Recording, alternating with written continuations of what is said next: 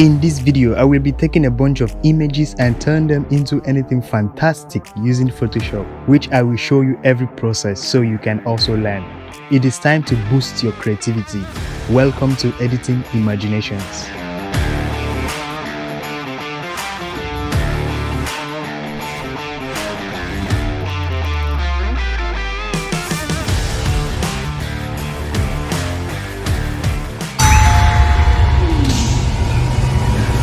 Hey guys, welcome to this episode of Editing Imaginations, and today's video, as usual, I will be bringing my imaginations to life using Photoshop. So first of all, I started with a rough sketch of how I want my artwork to look like. As you can see, the figure is here with a cooking spoon and a frying pan, so it's going to be something kitchen related. So I went ahead, I took a sweet photo of myself, and this is the picture I'm going to use. So without more ado, let's get cooking. So here we are in Photoshop. This my canvas size is a ratio of 4:5, and the first thing I did was to import some images. So I import these images of different kitchens. Let's say I'm going to choose one at the end of the day, and I also import a picture of myself. So I tried different kitchens to see how it will look like, and finally I went with this one. So I had to start with the background, which is the kitchen. I used color balance to balance the color the way I like it. And after that, I also use color balance to balance the color of myself so that the background and the foreground will look the same. After that, I selected my image and I added a layer mask to it.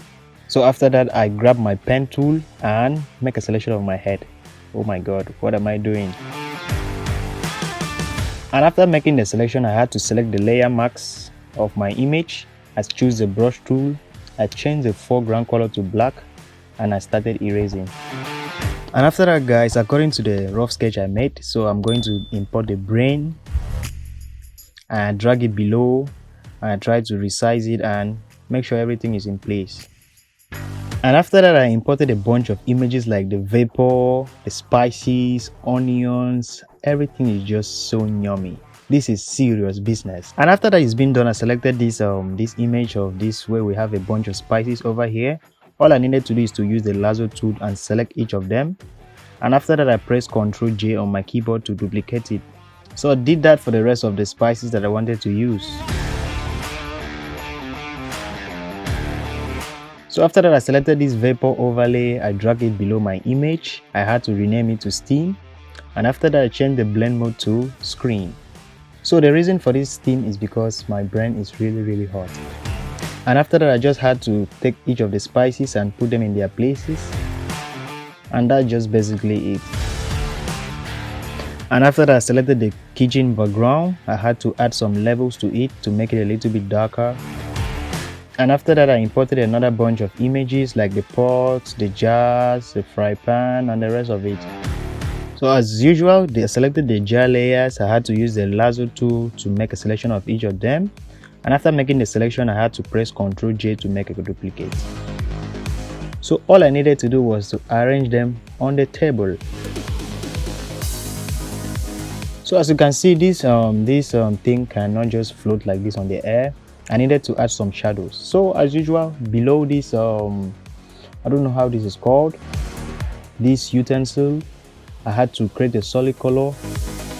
Make sure it is inverted. I select my brush tool, make sure foreground color is white, and I started painting the shadows. If this is a little bit hard for you, make sure you subscribe to my channel, because I'm going to be making a video where I explain all of this. And after that, it was time to arrange the jars and the fry pan. I had to just do the same thing and add some shadows.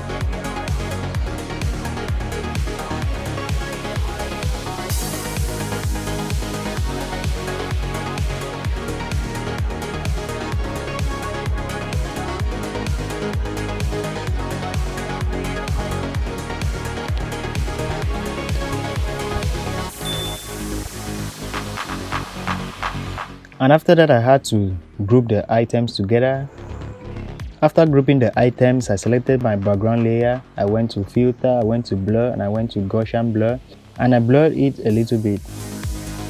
After that, I selected my items group, I right click and converted it to a smart object, and also add blur to it, just like the background.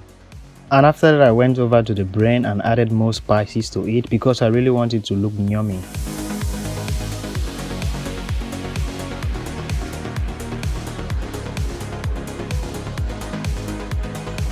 So you know that I cannot be a professional chef without apron, so I imported this blue nice apron here, and because it is a smart object, I had to double click on the layer thumbnail for it to open its own documents.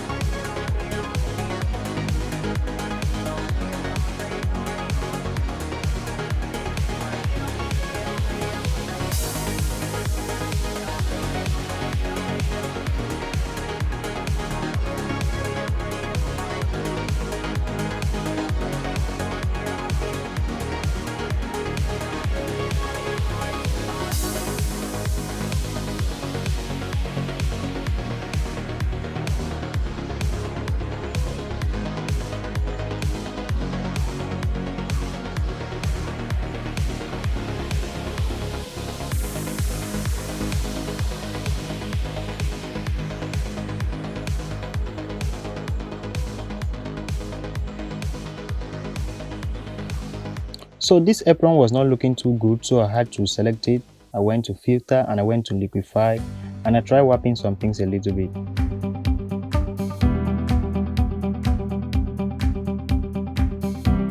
And the edges of this apron, you could see some white edges over here, so I tried to clean that up. So as you can see, this apron was not looking too good because it was covering my hands, so I had to select it. I reduced the opacity and add a layer mask to it, then I had to erase the parts that is blocking my fingers.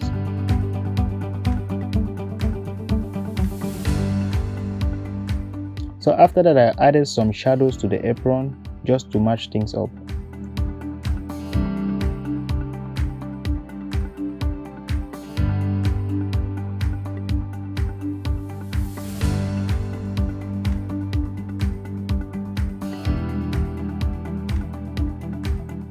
So according to this rough sketch, there's a fry pan in my hand, so I had to import some few fry pans, and I tried different ones, and before I ended up with this red one, so I had to go ahead with it.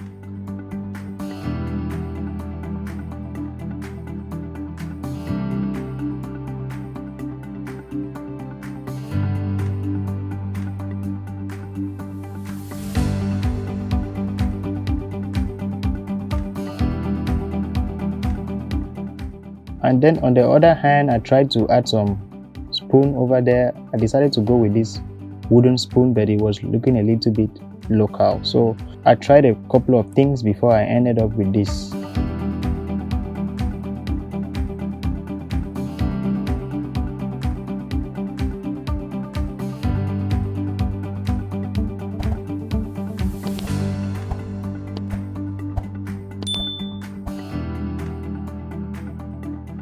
And after that was done, it was time for me to add more spices to my brain because this is gonna be delicious. Bon appetit.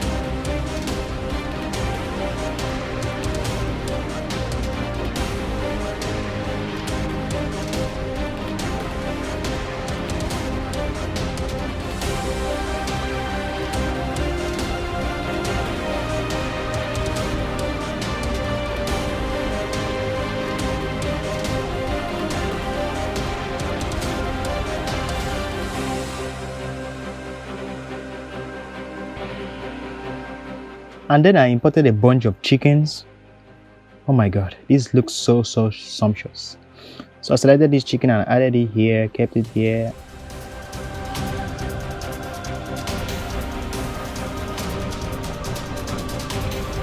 So after that, I went ahead and added a few stuff which I cannot really explain to you because I don't have the mental strength to go through all of this, but you get the idea.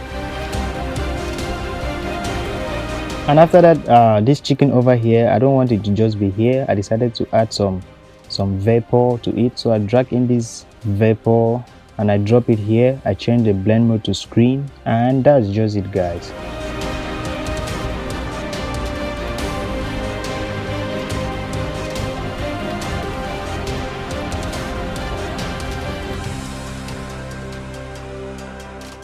After that, I added some spices over here, which is like falling, and I also add some motion blur to it. So how to add motion blur? All you need to do is to select the spices, you go to filter, you go to blur, and you go to motion blur. So after that, you can tweak a little few things and you press OK. So after that, I took some time to make sure this edit looks really good, and after that, I took it to camera raw filter. And after that, I select all the layers, I group them to one. I duplicated the group and I selected one of the group, I right click and converted it to a smart object. So I selected it, I went to filter, I went to camera raw filter.